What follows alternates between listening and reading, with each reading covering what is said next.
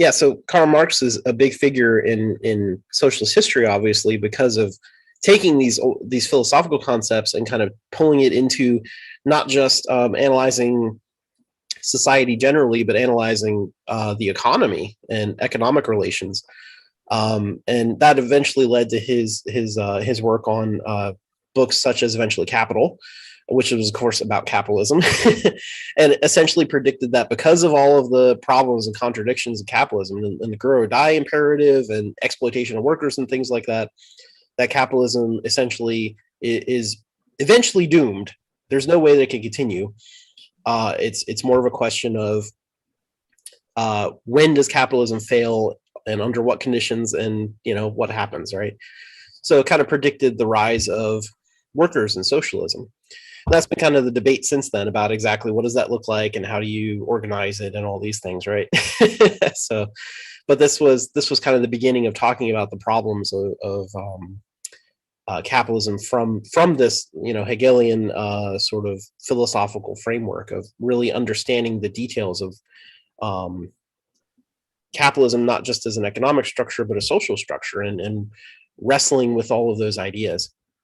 And of course, because you're wrestling with all these ideas, Marx himself over his lifespan would revisit the subject and come back, and as events happened in history would kind of revise some of his stuff and rethink things. And so it ended up being that a lot of Marx's work is even somewhat contradictory with himself, depending on what time you're looking at, right?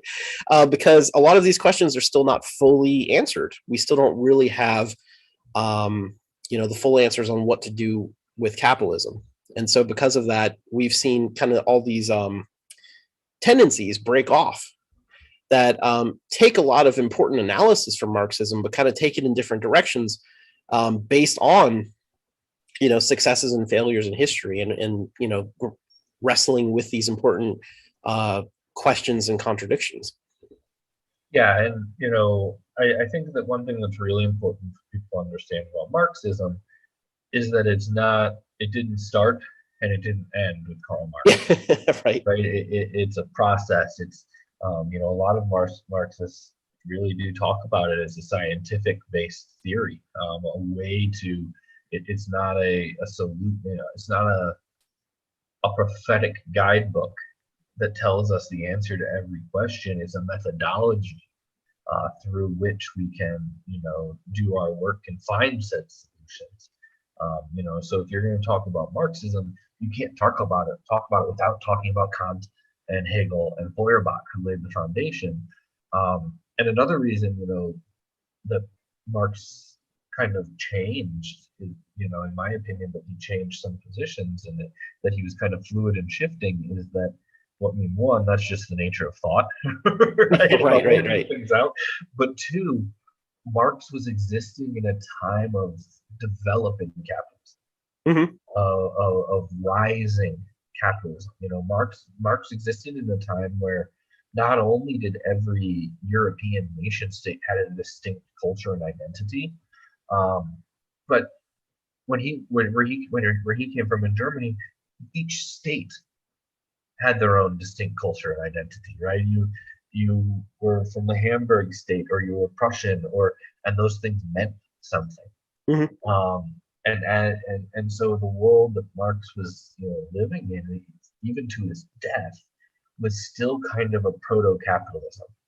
It was still, it hadn't developed into what we know today, which is this total capitalism, right? And that might be the good way to think about it, where, in Marx's day, there was still a distinctly Prussian culture. There was still a distinctly Germanic culture. There was still a distinctly European culture. What we see in the modern world, there is a little bit of culture and language and things like that do exist. But capitalism has permeated every aspect: economic, social, political, to the point that capitalism is the global driving force, not the nation state, right? It's flipped. Yeah. And because of that, the people that followed Marx took it in different directions. And my favorite kind of progression, right, shows Marx, who hadn't seen this full merging of culture yet. It hadn't really started to happen. or if it was what was happening with the totality of capitalism rising, was just kind of in its early days when Marx was alive. But by the 1920s, for example, Gramsci in Italy saw it very clearly, Mhm. and was able to put out new ideas about hegemony, about the idea of how a cultural idea or how a piece of the culture becomes widespread. Um, how does capitalism become a major um, the major driving force in all of Europe, Right. right, in all of the West, and Gramsci gave us that. Gramsci took um, the dialectic, and he talked a lot about the war of maneuver versus the war of position, right? And the idea that you have to be able to, as you make gains, hold your ground. That's both materially and idealistically, right? You've got to be able to hold that ground. So all of a sudden, Marx provided this foundation, but Gramsci in his time was able to see, the really early clarity of, oh, this totality of capitalism is coming.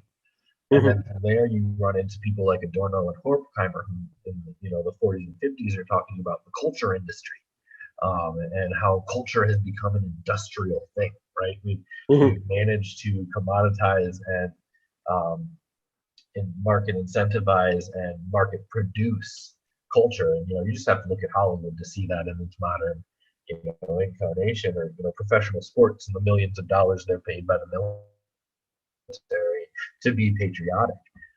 And then you get someone like Guy Debord, who comes out in the 60s and is talking about the society of the spectacle, and how the culture industry has produced a myth of capitalism that is bought and accepted by the masses as the truth, when it's really not, right? We kind of exist in this bauble, in this smoke screen.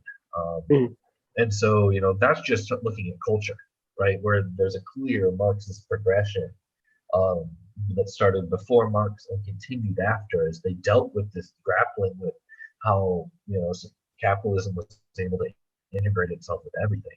And you can look at the same things with Julia Kristeva comes in and takes Freud and Marx and combines them, and comes up with ideas like psychic revolution, the idea that you have to have an internal revolution before you can actually revolt against capitalism.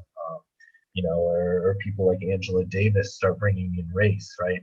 And so Marxism, post Marx, for better, or in many ways for better, and in some ways for worse, becomes very intersectional, right? Mhm. And identity and culture are pulled more and more into this kind of material process, the way of thinking that is brought about by Marxism. So it's and this is one of those things, like, we could spend days, right, going to bookshelves and pulling things out, and like this mark, and then you get into like postmodernism, with people like Foucault and things like that, Lyotard and things like that. So it really is this long lineage of thought, that continues today. And so people really need to understand that if you want to understand Marxism, you don't just read Karl Marx. You start before and you read after too.